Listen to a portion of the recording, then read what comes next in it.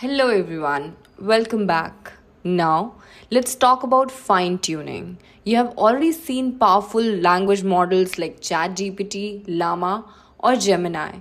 These models are trained on massive amount of public data, which is why they can answer questions on almost any general topic. But here's the catch. They are general purpose models. If you want an AI to answer questions about your company documents, your product, your domain specific data, the default model may not be enough.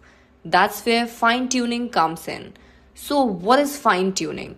Fine tuning means adapting an already trained model to perform better on a specific task or domain. Think about like this. A medical student knows general science, but to become a heart specialist, they need focused training. Fine tuning does the same thing for AI. Why do we need it? Because a fine tuned model gives more accurate, relevant, and consistent answer for a specific use case.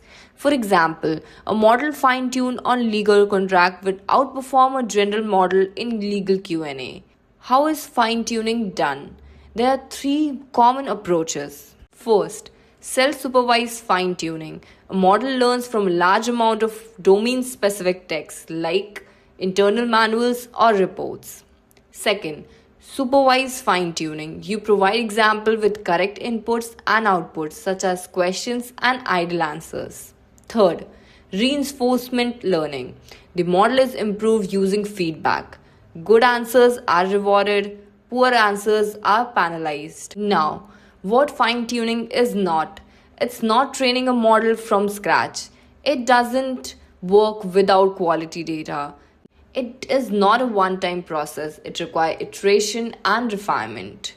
In short, fine tuning helps you to turn a general AI model into a specialized expert for a specific needs.